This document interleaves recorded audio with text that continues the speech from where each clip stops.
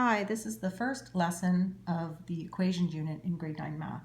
The 4.1 and 4.2 and these page numbers refer to McGraw-Hill Ryerson Principles of Math textbook. And if that's not your textbook, you can just try to match it up based on the title. So the beginning you should take time to read. I'll just say quickly, last unit you would have probably been working with polynomials and simplifying them and learn how to do all that. Those were called expressions. These are now equations, and you know it's an equation because there's an equal sign. If you don't have that, it's not an equation. These are the key rules. What you do to one side of an equation, you do to the other. You should always simplify both sides of the equation before you start moving stuff around. You should group all the terms with the unknown on one side of the equal sign and the numbers on the other. And you divide off the coefficient of the unknown term at the end. So we're going to start here. The first thing you need to do is you figure out which term has the x in it or the unknown in it. So it's this term, 5x. So you kind of think of that as what you want to get by itself. So you have to look at the other things attached to the term, and the only thing attached is subtract 11. So you have to get rid of the subtract 11 so that you can isolate the term with x, and then once you've done that, you isolate the x. Okay, so the first thing to do is to recognize that, hey, what's attached to my term with my unknown being what's attached to 5x. 11 is attached. How is it attached? With subtraction. How do I undo subtraction? With addition. So you can think I need to add 11 to both sides. So if you add 11 to this side, you'll be left with 5x. And if you add, oh, I can't even see, sorry. If you add 11 to the other side, you're left with 25. And then now that you've got the term with x by itself, you can now isolate the x by dividing off the coefficient. Voila. The next one, we've got negative 2x is the term with x. Now this is a little tricky because the 4 is in front of it, but what you could do to this side to get rid of that 4 is just subtract 4. And then you'd have 4, take away 4, it would be gone. So whatever you do to one side, you do to the other. So you're going to subtract 4 from both sides. So on this side, you're going to be left with 2, and on this side, the 4's will cancel, leaving minus 2x. Then divide off the coefficient. It doesn't matter, you can write 1 equals x or x equals 1. Next one, okay, so now we get into one that has multi-step because you've got x's on both sides. So on this side, you can see all the like terms have already been collected, and same with that, so you're ready to start moving things. So you can either leave the x's on the left or leave the x's on the right. It doesn't matter. One thing I like to do, if it's convenient, it's not always done this way, but I tend to look at where are there more x's and I leave them there. That helps later with inequalities, but that's just the technique I tend to use. So I'm going to leave 7x where it is, and I'm going to subtract 5x from both sides. And so I'm going to get minus 5x here. And 5x, take away 5x would be gone. So I'm going to subtract 5x from both sides. I'm just not writing it over here. It's just gone. Now, the next thing I could do is I could group that. Okay, now I need to get rid of the 11, the plus 11, because here's the term with x. It's attached by an 11, and it's attached by addition, so I undo that by subtraction. So if I subtract 11 off of both sides, get minus 11 and minus 14 on this side, and I get 2x. And then, of course, I can divide both sides by 2 to get that x is equal to minus 7. Now, the way I did that is I've done that a very slow way. The next example, I'm going to do it in one step. So instead of getting rid of the 5x and getting rid of the 11 in 2 steps like I did here, it's a lot easier once you understand it to just do it in one step. So that's what I'm going to do. So the next one, I'm going to see again, like terms, there's nothing to collect on each side. I'm going to leave where there's more, 7y. So I'm going to leave the 7y on this side. I'm going to subtract 2y from both sides. So it'll be gone here, and I have to write subtract 2y on this side. At the same time, I'm going to leave my minus 3 on that side, and I'm going to see that this has a minus 30 I want to get rid of. So I'm going to add a 30 to both sides. Add it to this side, it'd be gone. It's going to show up over there.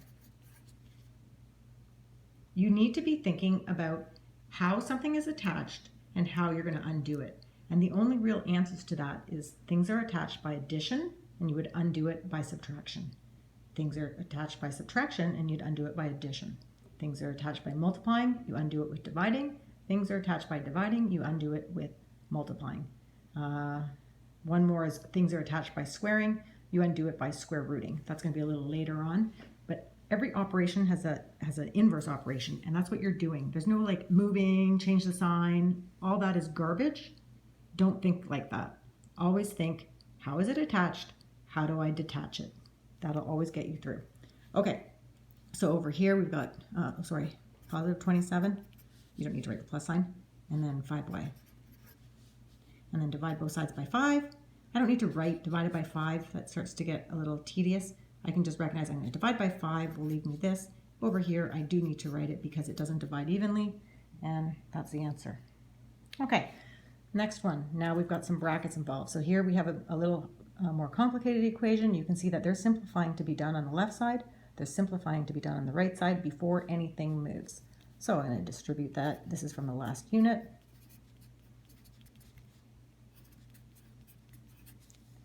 Okay, sorry, this is kind of, okay, and then I'm going to group. If I make a mistake in my adding and stuff, you'll probably see it and just work around it. You could email me and let me know if I make a boo-boo, but I'll make a mistake. Okay, so now, and don't worry about it. So 2x plus 13 equals 4 minus x. If I'm going to bring over the x's to this side, leave the 2x, I need to undo subtract x by adding x. So I add x, leave the 4. I'm going to undo plus 13 by subtracting 13.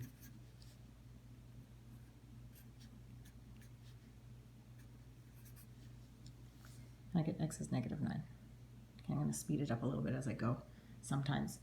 Okay, here I've got a term of 3k being divided by 5 equals 12. So I'm going to get the term 3k by itself first by multiplying both sides by 5.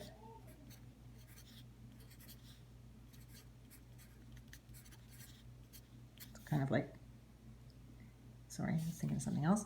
And then we're going to divide off by 3.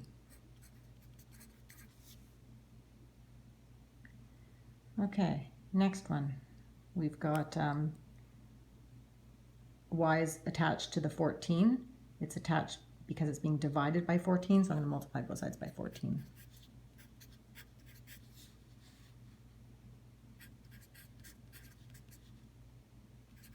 Now I've written it like this. I prefer if you recognize to cancel, but I don't want to make it confusing. We can cancel in the next step.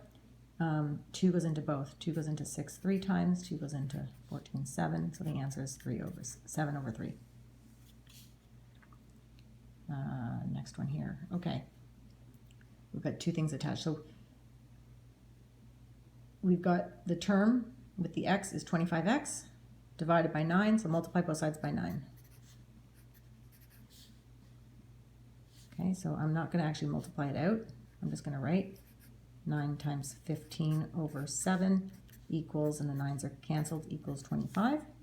Whoopsie, I lost my x, 25x. And now I'm going to divide both sides by 25. Now this is a little bit confusing. When you have a fraction and you want to divide a fraction, remember to divide a fraction is the same as to multiply by the reciprocal of the fraction. That's what you do.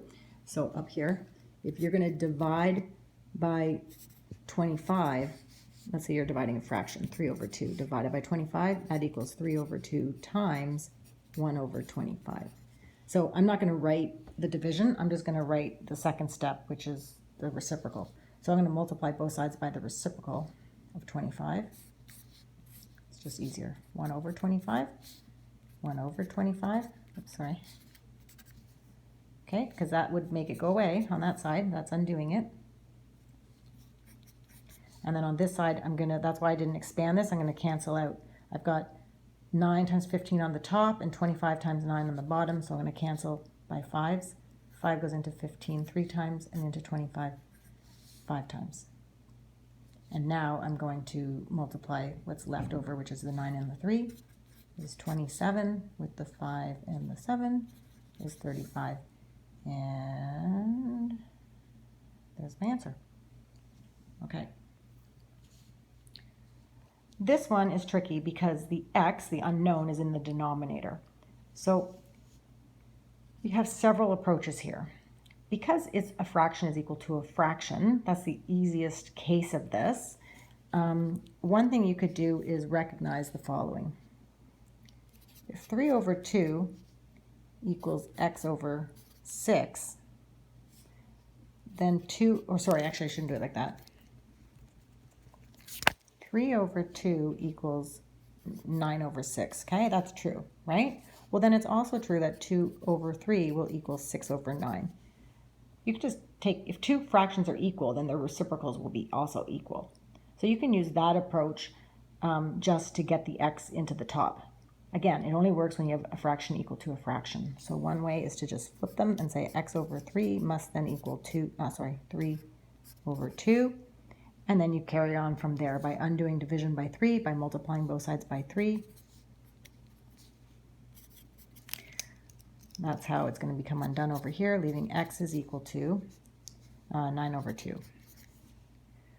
Okay, another way you can do this is 3 over x is equal to 2 over 3. When you have two fractions that are equal, you've learned before that you can cross multiply. Next lesson, you're going to learn why that works, but in this lesson, we're just going to cross multiply. So 3 times 3 is 9 on one side, 2 times x is 2x on the other side, divide both sides by 2, 9 over 2 is the answer. Okay, you're probably going to like this method more because you have been doing it, okay, but it should make sense to you that you could just do that. The problem here, let me just show you one more thing, 3 over x equals 2 over 3, is that you can't get 3 off of the x by dividing by 3. If you were to divide by 3, remember that's the same as multiplying by a third. So if you multiply by a third, which is dividing by 3, the 3's would cancel and you'll be left with 1 over x is equal to 2 over 9, which is fine if you do that correctly. Just most people don't do it correctly. So if you do that correctly, you get this, and then you could either cross multiply or decide, okay, I'm going to take the reciprocal. If 1 over x equals that, then x over 1 must equal the reciprocal, which it does. So there's lots of different approaches there. And the tricky part, remember, is that unknown being in the denominator. That's a lot harder than anything else you've done. Okay, next one, solving and verifying. So here's an equation, so we'll just start solving it. Let's see, I've got 9x on this side. I group all the terms, and on the other side I've got 3x, and I've got, I'm trying to add 6, so minus 12, I think. Did I do that wrong? No, I did do it wrong. Sorry, my brain's not working with the, trying to videotape myself and do this. I'm leaving the 3x. I'm going to have negative, I'm doing 12, take away 6 is 6. I want to add that, so negative. Why am I thinking I'm wrong? What the heck am I doing?